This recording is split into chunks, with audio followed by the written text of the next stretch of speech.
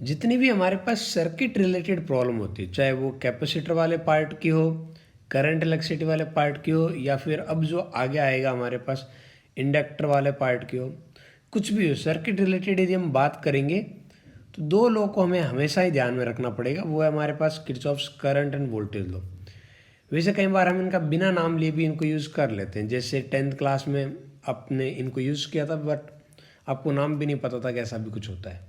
ठीक है, तो अभी हम समझना चाहेंगे कि एग्जैक्ट स्टेटमेंट क्या है, किस तरीके से ये वाले लॉज हमारे लिए यूज़फुल है।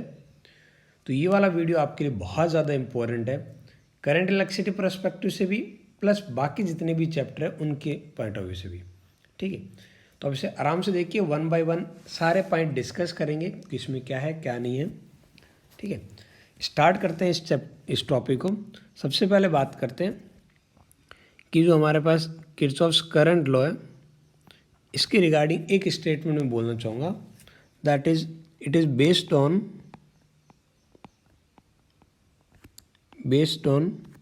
Conservation of charge, based on conservation of charge.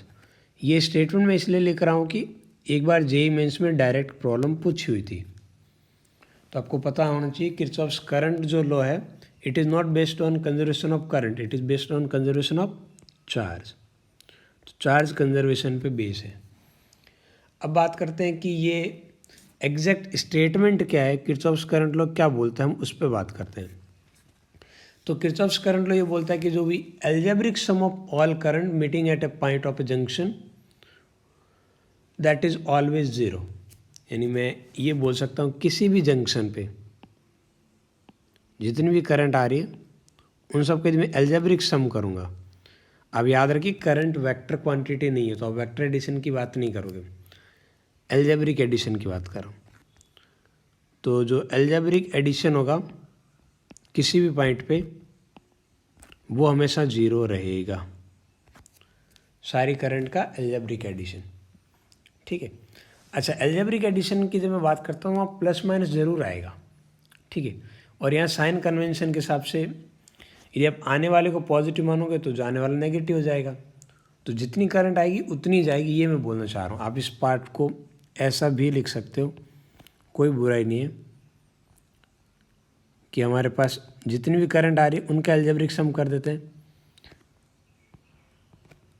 जितनी भी हमारे पास करंट आ रही है उनका एल्जेब्रिक सम, ये किसके इक्वल आ जाएगा,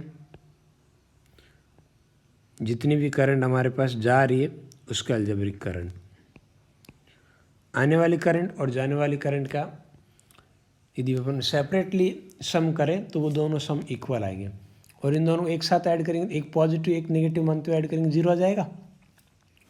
तो मैं ये स्टेटमेंट लिख देता हूँ, जो अभी हमने बोला था वो क्या था,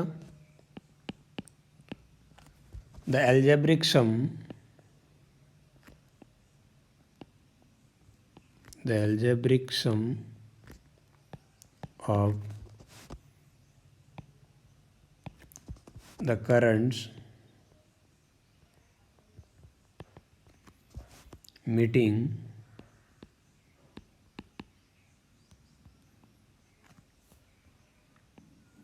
at a point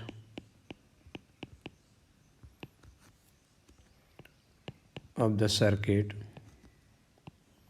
जनरली हम बात करेंगे जंक्शन की या नोड की, ठीक है, इज ऑलवेज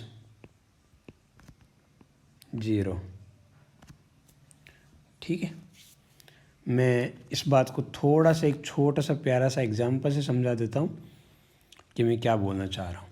ठीक है, अब ये मान लीजिए कि यहाँ पे एक ब्रांच इधर से आ रही है, एक ब्रांच उधर जा रही है, एक इधर से आ रही है, ये अलग अलग चार ब्रांच को मैं इंटरसेक्शन पॉइंट मान लेता हूँ। ठीक है, इनमें आपस करंट की डायरेक्शन मान लो, इधर से करंट आ रही है I1 और इधर हमारे पास करंट जा रही है I2, इधर से करंट आ रही है I3 और इधर से हमारे पास करंट जा रही है I4। तो इस पार्ट को मैं क्या लिख सकता हूँ, ये जो जंक्शन है इस पे सारी करंट का एल्जेब्रिक सम 0 होना चाहिए। अब आप एक बार डिसाइड कर लो कि आने वाले को पॉजिटिव मानोगे या जाने वाले को। यदि आप आने वाले को पॉजिटिव मानोगे तो जाने वाले ऑटोमेटिकली नेगेटिव हो जाएगी, वो आपको डिसाइड करना। जैसे मैं आने वाले को पॉजिटिव मानूँ तो ये ऐसा लिखूँगा, एल्जेब्रिक सम I1 पॉजिटिव क्योंकि आ रही है, I2 मेरे पास नेगेटिव होगा तो माइनस का I2 क्योंकि I2 जा रही है, I3 अगेन आ रही है तो प्लस का I3, I4 जा रही है तो माइनस का I4। सबका एल्जेब्रिक एडिशन की बात करूँ तो ये कितना आना चाहिए 0। और इसी पार्ट को आप ऐसा भी लिख सकते हो कि ये I1 प्लस I3, नेगेटिव वाली दोनों उधर जाके पॉजिटिव हो जाएगी, ये बन जाएगा I2 प्लस I4।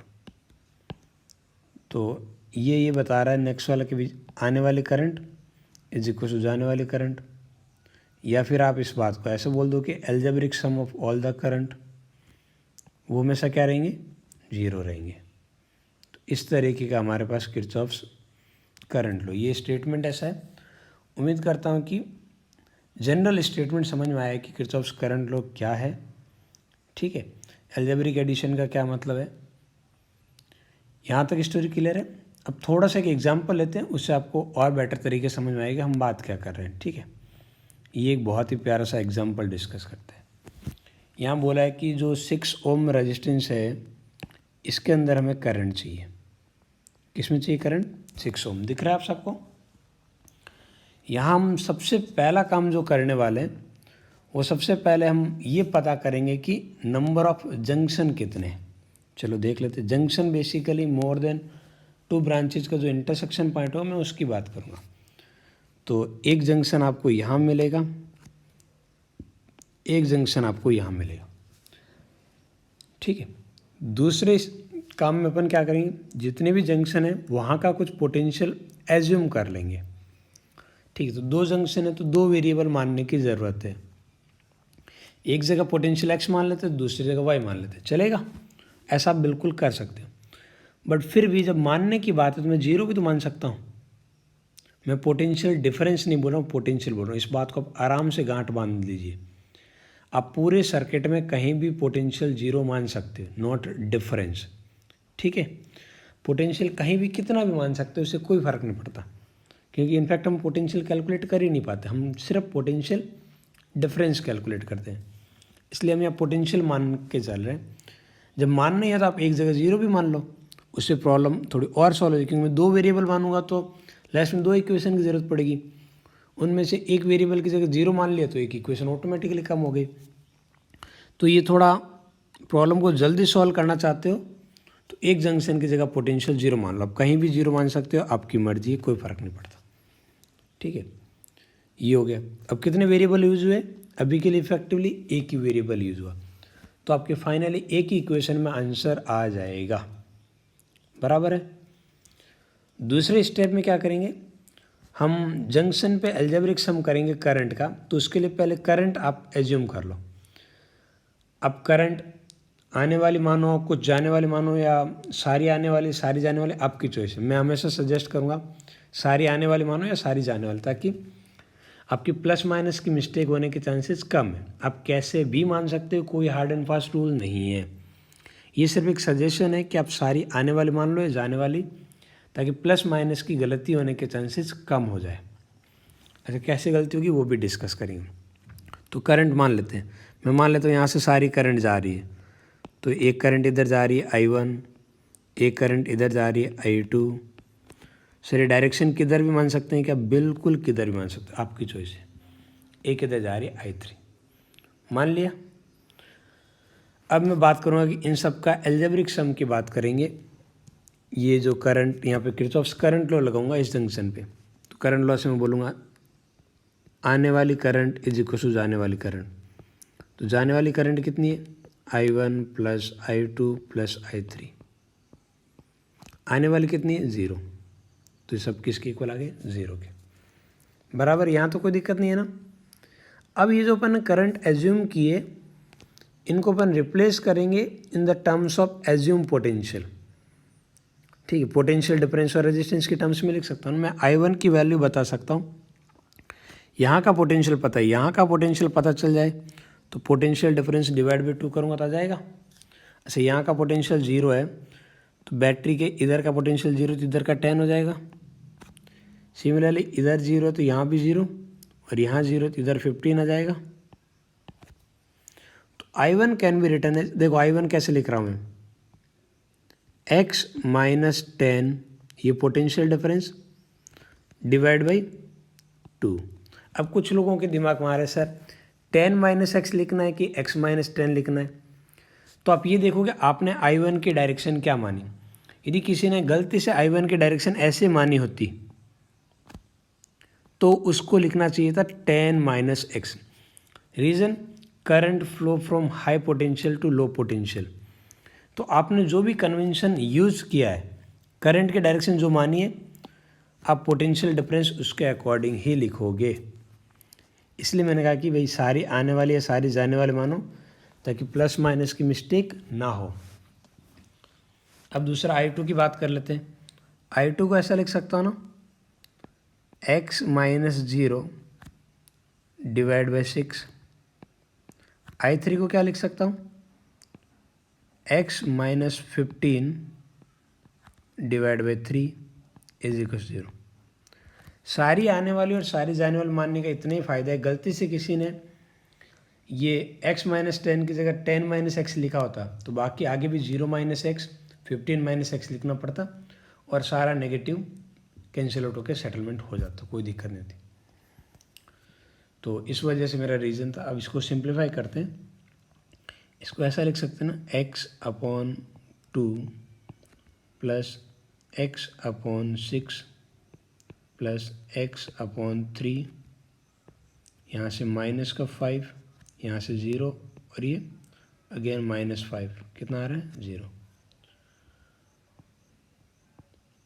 6 एलसीएम लोगे तो यहाँ कितना बनेगा, ये बनेगा हमारे पास 3 प्लस 1 प्लस 2, ये बनेगा। और ये -5 माइनस का 10 उधर जाके प्लस का 10, 6 से 6 कट गया। मैं बोल सकता हूँ x की वैल्यू कितनी आ गई हमारे पास, x आ गया 10। अब x की वैल्यू आप पुट करोगे तो I1 I2 I3 आपको जो चाहिए सब मिलेगा।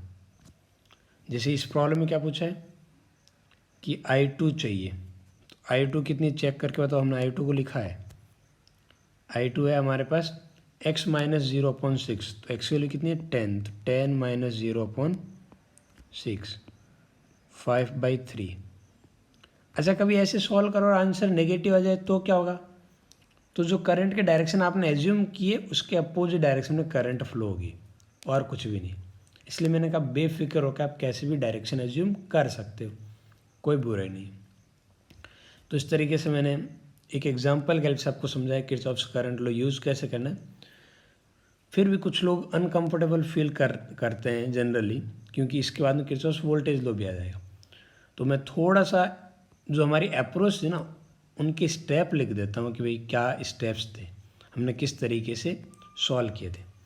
तो सबसे पहले जो हमारा काम था वो था कि we assume potential of each junction, और सिंप्लिसिटी के पॉइंट ऑफ व्यू से किसी एक जंक्शन या आपके पास एक नोड का पोटेंशियल 0 मान सकते हैं। दूसरा स्टेप हमारे पास था, हम हर एक ब्रांच के अंदर करंट एज्यूम कर रहे थे। फिर हम क्या कर रहे थे, किरचॉफ्स करंट लॉ लगा रहे थे। जितने भी जंक्शन हैं, जितने वेरिएबल होंगे उतनी बार ये किरचॉफ्स करंट लॉ लगाने पड़ेंगे। फिर यहाँ पे जो करंट थी उसको पोटेंशियल डिफरेंस और रेजिस्टेंस के टर्म्स से रिप्लेस कर रहे थे। फिर इनको सॉल्व कर रहे थे और आंसर आ रहा था। ये भी स्टेप इन्वॉल्व थे। और जब मैं बात करता हूँ कि भाई जंक्शन या जो नोड, तो मैं बात कर रहा होता हूँ intersection point of more than 2 branches की, बराबर है। तो it's all about this current, Kirchhoff's current law. उम्मीद करते हैं आप सबको बहुत अच्छे से समझ में आया, ठीक है, और बहुत ही ज़्यादा यूज़फुल है, इस बात को ध्यान रखें। किरचॉफ्स करंट लॉ के बाद में अब अपन बात करते हैं किरचॉफ्स वोल्टेज लॉ की, ठीक है। और किरचॉफ्स करंट लॉ का आपको पता था that Kirchhoff's current law is based on conservation of energy. वैसे ही हमारे पास ये जो वोल्टेज लॉ है it is based on conservation of energy, it is based on conservation of energy. Energy conservation पर बेस है हमारे पास Kirchhoff's voltage law. Current law किस पे था? वो था चार्ज पे। इस बात को याद रखना, ये हमारे पास एनर्जी पे बेस है।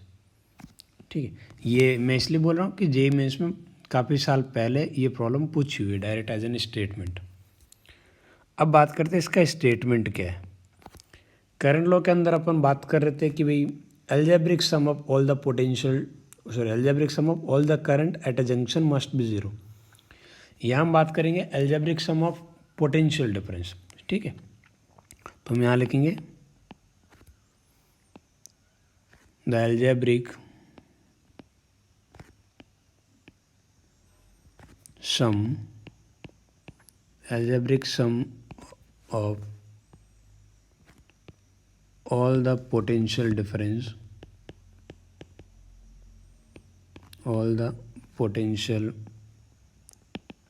difference along a closed loop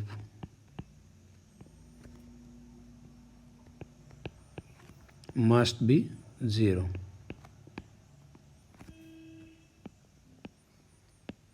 वहाँ हम जंक्शन की बात कर रहे थे, यहाँ हमारा फोकस है क्लोज लूप पे। कहाँ फोकस है? क्लोज लूप पे।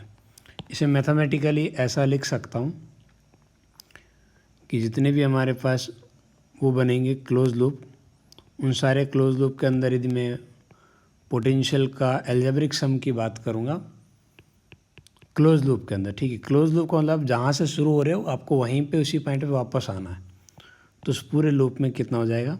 जीरो। ये नॉर्मल इसलिए बोल पा रहे हैं कि उस लूप के अंदर जहाँ जितनी एनर्जी कंज्यूम हो रही है उतनी एनर्जी कोई और पार्ट सप्लाई कर रहा होगा। ठीक है, इसलिए सब कुछ मिला के एनर्जी कंजर्वेशन के बेसिस पे ये स्टेटमेंट लिखा हुआ है। तो मेन यही स्टेटमेंट है यहाँ पे, algebraic sum of all the potential difference in A close loop must be zero. ठीक है, अब थोड़ा सा मैं इसको एक एग्जांपल से देखता हूँ कि आपको ये इक्वेशन लिखनी कैसे है। ठीक है, जैसे ये एक छोटा सा एग्जांपल है, यहाँ पे यदि आपको लिखना पड़े कि भाई ये कैसे यूज़ करेंगे, तो सबसे पहले आपको लूप देखना पड़ेगा। लूप मतलब जहाँ से शुरू हो रहे हो वहीं पे ख़त्म होगा। ठीक है, तो यहाँ मैं एग्जांपल के तौर पे एक लूप ले लेता हूँ। जैसे ए से शुरू करता हूँ, तो ए बी सी डी ए, क्या है कि लूप आ गया। इस लूप में बात करते हैं एल्जेब्रिक सम की। अब मैं ए से बी जा रहा हूँ। ठीक है, ए का कुछ पोटेंशियल होगा, तो इस पॉइंट का पोटेंशियल ए से कुछ कम हो जाएगा, सॉरी कुछ ज़्यादा पोटेंशियल हो जाएगा। तो पोटेंशियल डिफरेंस की बात करते, तो मैं लोअर पोटेंशियल से हायर पोटेंशियल की तरफ जा रहा हूँ। यहाँ आपको थोड़ा साइन कन्वेंशन यूज़ करना पड़ेगा, क्योंकि हम पोटेंशियल डिफरेंस लेकर रहे होंगे। तो डिफरेंस को पॉजिटिव कब लेना है, नेगेटिव कब लेना है। अभी मैं जैसे लोअर पोटेंशियल से हायर को मैं नेगेटिव ले रहा हूँ, तो ये आ जाएगा माइनस का, ये मैं लिख सकता हूँ -10। अब देखो, जब मैं इस 3 ओम रेजिस्टेंस पे जा रहा हूँ तो करंट के डायरेक्शन में जा रहा हूँ, तो मैं जा रहा हूँ higher potential to lower potential. तो करंट के ऊपर पोटेंशियल डिफरेंस रेजिस्टेंस के ऊपर कितना रहता है? वो रहता है हमारे पास V = IR, that is I2 multiply by resistance 3। Potential क्यों लिखा है? हायर टू लोअर जा रहे हैं इसलिए। अगेन लोअर टू हायर, तो -5। फिर 2 ओम पे देखो, यहाँ I1 जा रही थी, इधर भी I1 ही फ्लो होगी। अगेन मैं करंट के डायरेक्शन में जा रहा हूँ, तो हायर टू लोअर जा रहा हूँ, तो प्लस का I1 मल्टीप्लाई बाई 2। ठीक है, इसके अंदर भी वही है, करंट के डायरेक्शन में जा रहा हूँ, तो ये आपस प्लस का I1 मल्टीप्लाई बाई 1 वापस ए पे आ गया, तो ये एल्जेब्रिक हो गया 0। समझ में आ रही है ना बात, हमने कैसे लिखा। एक और एग्जांपल ले लेते हैं, जिसमें दूसरा लूप ले लेता हूँ। वैसे यहाँ कितने लूप है समझ में आ रहा है? एक तो A B C D A, दूसरा मैं लिख सकता हूँ यहाँ पे आपके पास A B E F C D A, ये भी चलेगा, एक ये भी हो जाएगा, B E F C B. आप कोई सा भी लूप ले सकते हो, कोई दिक्कत नहीं। मैं अभी समझाने के लिए एल्जेब्रिक सम लिखते कैसे हैं, तो मैं दूसरा लूप ले लेता हूँ, A B E F C D A, 3 loop है सर्किट में। मैं सबसे बड़े वाले लूप को कंसिडर कर रहा हूँ, ठीक है। अब इसमें इक्वेशन लिखते हैं, ए टू बी, ये आपस सबसे पहले बैटरी की वजह से -10। अब करंट के डायरेक्शन जा रहे हो +I3 × 4। अब आप अगेन करंट के डायरेक्शन जा रहे हो तो +I3 × 5। करंट के डायरेक्शन में तो +I1 × 2 +I1 × 1, वापस ए पे आ गए, = 0। तो ये और इक्वेशन आ गई। तो इन दोनों से आपको ये पता लग गया कि इक्वेशन कैसे लिखते हैं। अब एक प्यारा सा एग्जांपल करते हैं जिससे आपको ये समझ में आ जाएगी सॉल्व कैसे करनी प्रॉब्लम। ये एक वही प्रॉब्लम, दोबारा मैं इसी प्रॉब्लम को सॉल्व कर रहा हूँ। 6 ओम के अंदर हमें करंट चाहिए, लेकिन इस बार अपन आंसर निकालेंगे किरचॉफ्स वोल्टेज लॉ के हेल्प से, बराबर है। तो किरचॉफ्स वोल्टेज लॉ के अंदर हम लूप पे फोकस कर रहे होते हैं। किस पे फोकस कर रहे थे? लूप पे। तो यहाँ कितने लूप बनेंगे अब देखते हो, तो एक इधर बन जाएगा हमारे पास, एक यहाँ लूप बन जाएगा और एक बड़े वाला, 3 लूप बन जाएंगे, ठीक। उनके अंदर अपन किरचॉफ्स वोल्टेज लॉ लगाएंगे। तो सबसे पहले हम काम करेंगे कि यहाँ पे करंट एज्यूम करेंगे। सबसे पहले क्या एज्यूम करेंगे? करंट।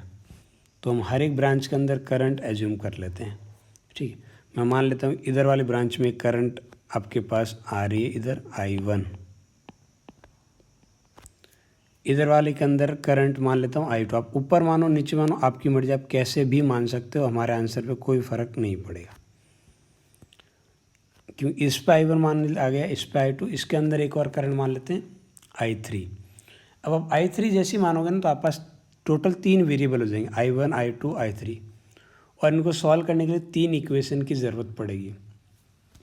बेटर है कि हम हमारी प्रॉब्लम को सिंप्लीफाई करने के पॉइंट ऑफ व्यू से हमें कम से कम करंट माननी चाहिए, क्योंकि जितनी ज़्यादा वेरिएबल कम होंगे उतनी इक्वेशनें कम बनेगी और आंसर जल्दी आएगा।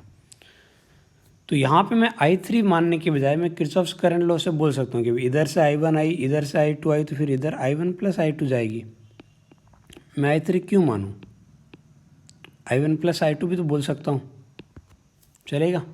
उससे क्या हुआ, मैंने एक वेरिएबल यही निपटा दिया, तो मेरी प्रॉब्लम और थोड़ा जल्दी सॉल्व हो जाएगी, ठीक है। अब मैंने हर जगह करंट एज्यूम कर लिए। अब बस मुझे अलग अलग लूप के अंदर वो लिखना है, ठीक है। यहाँ आप सिली मिस्टेक से बचने के लिए मैं हमेशा 1-2 चीज़ों पर फोकस करूँगा कि आप पहले साइन कन्वेंशन लिख दो कि आप साइन कन्वेंशन कैसे यूज़ करोगे, कि आप हायर टू लोअर पोटेंशियल जाओगे तो पोटेंशियल डिफरेंस को पॉजिटिव लोगे या नेगेटिव लोगे, जो भी एक बार लिख दो, ताकि आप जल्दबाजी में कुछ गड़बड़ ना करें। जैसे अभी के लिए मैं बोल देता हूँ कि जब मैं हायर पोटेंशियल से लोअर पोटेंशियल की तरफ जाऊँगा, हाई टू लो जाऊँगा, तो इस पार्ट को पॉजिटिव लूँगा, तो इसका उल्टा नेगेटिव हो जाएगा। आप उल्टा भी उल्टे को भी पॉजिटिव मान सकते हो। तो वो जो भी है आप एक बार डिसाइड कर लो। जब तक ये प्रॉब्लम सॉल्व ना हो तब तक के लिए इक्वेशन ना लिखो, तब तक के लिए एक ही कन्वेंशन होना चाहिए। इक्वेशन के बीच में कन्वेंशन चेंज नहीं कर सकते। दूसरा, एक और सिली मिस्टेक से बचने के लिए हायर लोअर आप पहले लिख दो, ठीक है। रेजिस्टेंस के ऊपर हायर लोअर को मैं प्लस माइनस से लिखूंगा, ठीक है। जहाँ हाई लिखना होगा मैं प्लस लिख दूंगा, लो लिखना होगा नेगेटिव लिख दूँगा। उससे क्या होगा कि सिली मिस्टेक्स नहीं होगी। जैसे ये 2 ओम के अंदर करंट किधर जा रही है, ये करंट की डायरेक्शन है, current always flow from high potential to low potential. यहाँ भी current always flow from high potential to low potential, तो इन plus minus parallel. Current flow from high potential to low potential.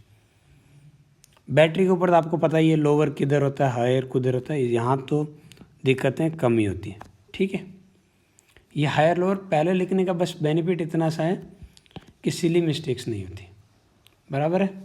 अब अपन loop की बात कर लेते हैं। अलग अलग लूप के अंदर किरचॉफ्स वोल्टेज लॉ लगाएंगे।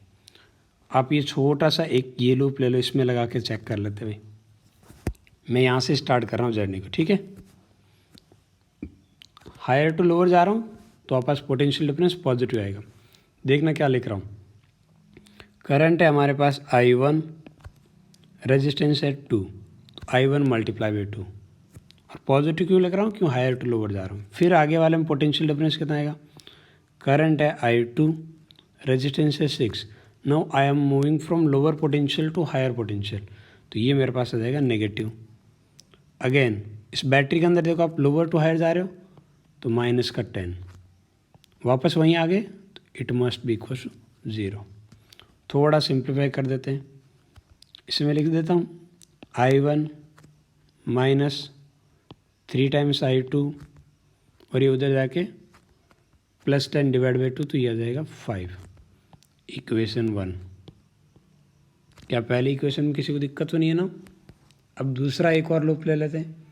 हमारे पास 3 लूप है, कोई भी 2 लूप कंसिडर करोगे 2 इक्वेशन आ जाएगी। 2 वेरिएबल है तो हमें 2 इक्वेशन की ज़रूरत है। दूसरा मैं ये वाला लूप ले लेता हूँ, यहाँ से स्टार्ट करता हूँ, ठीक है। क्या लिखूँगा मैं सबसे पहले, 3 में करंट कितनी है, I1 प्लस I2, ये है तो I1 plus I2 multiply by 3। Higher to lower जा रहा हूँ तो पॉजिटिव, अगेन बैटरी में भी हायर टू लोअर जा रहा हूँ तो प्लस का 15, यहाँ भी हायर टू लोअर जा रहा हूँ तो प्लस का करंट कितनी है, I2 मल्टीप्लाई बाई 6, ये सब कितना आना चाहिए, 0। समझ आ रही बात। थोड़ा सा इसको सिंप्लीफाई करते हैं तो ये क्या बनेगा, 3 टाइम्स I1, 3 टाइम्स I2 और 6 टाइम्स I2, ये आ जाएगा 9 टाइम्स I2, ये उधर जाके माइनस का 15।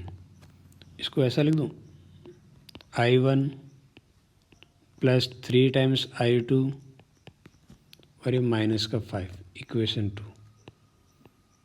देखो 2 इक्वेशन है, 2 वेरिएबल है, मुझे सॉल्व क्या करना है वो चेक कर लो भाई, ठीक है। मुझे I2 की वैल्यू चाहिए, I2 ही मेरा आंसर है।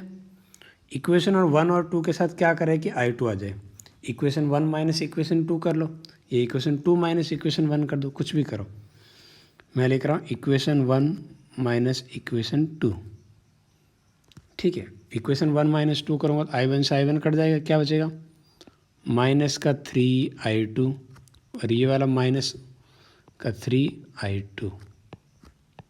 ऊपर वाले में क्या था हमारे पास, वो था 5 माइनस माइनस का 5, ये बनेगा, ये बनेगा माइनस का 6 times I2 is equal two plus का 10। तो I2 की वैल्यू आ गई हमारे पास -5/3, ये आ रही है। अच्छा माइनस साइन क्या बोल रहा है, माइनस साइन बोल रहा है कि जो आपने डायरेक्शन मानी वो गलत मानी है, डायरेक्शन बिल्कुल अपोजिट जाएगी जो आपकी एज्यूम डायरेक्शन है।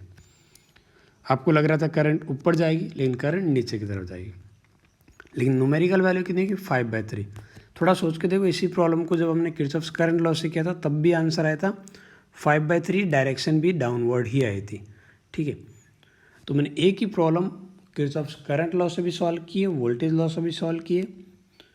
और एक डाउट ये हमेशा रहता है कि सर किरचॉफ्स वोल्टेज लॉ लगाना चाहिए या फिर किरचॉफ्स करंट लॉ लगाना चाहिए। तो भाई आप देखिए ना कितने जंक्शन बन रहे हैं और कितने लूप बन रहे हैं, तो वहाँ से आपको पता चल जाएगा नंबर ऑफ़ इक्वेशन कितनी यूज़ उन्होंने। जिसमें कम इक्वेशन यूज़ हो वो वाला लॉ आपको यूज़ करना चाहिए ताकि आंसर जल्दी आए, और आंसर तो दोनों से आएगा। अगेन मैं थोड़े से स्टेप रिवाइज करवा देता हूँ जो हमने यहाँ इन्वॉल्व हुए थे, यानी को जो प्रोसीजर था ना सिस्टमेटिक तरीके से, उन पे बात कर लेते हैं। तो स्टेप कुछ इस तरीके से इन्वॉल्व थे इस प्रॉब्लम का। देखिए सबसे पहले हम बात कर रहे थे कि assume current in each branch, हर एक ब्रांच हमने करंट एज्यूम की थी, और हमें इस बात का ध्यान रखना चाहिए कि सिंप्लिसिटी के पॉइंट ऑफ व्यू से आप नंबर ऑफ करंट कम लेनी, नंबर ऑफ करंट को क्या लेनी, कम वेरिएबल यूज़ करने। उसके लिए आप Kirchhoff's voltage law current law की हेल्प ले सकते हो। दूसरा है कि आप पहले साइन कन्वेंशन डिसाइड कर लीजिए भाई, ठीक है, और रेजिस्टेंस के ऊपर हायर पोटेंशियल और लोअर पोटेंशियल लिख दीजिए just to avoid silly mistake, ठीक है। फिर आप किरचॉफ्स वोल्टेज लॉ की इक्वेशन लिखिए, और इन सबको सॉल्व करेंगे तो हमारा आंसर आ जाएगा। हाँ, यहाँ एक चीज़ और जो पार्ट है कि हायर पोटेंशियल और लोअर पोटेंशियल जो रेजिस्टेंस पे होंगे ना, वो हमारे एज्यूम करंट के डायरेक्शन पे डिसाइडेड होंगे। कहाँ प्लस लेना है कहाँ माइनस, वो कौन डिसाइड करेगा? The direction of assumed current, कि उस ब्रांच में आपने करंट की डायरेक्शन क्या एज्यूम की है। बराबर है। उम्मीद करते हैं कि आपको इन वीडियो लेक्चर से ये समझ में आ रहा है किरचॉफ्स करंट लॉ क्या है और किरचॉफ्स वोल्टेज लॉ क्या है, क्योंकि ये दोनों ही बहुत ही इम्पोर्टेंट पार्ट है हमारे इस चैप्टर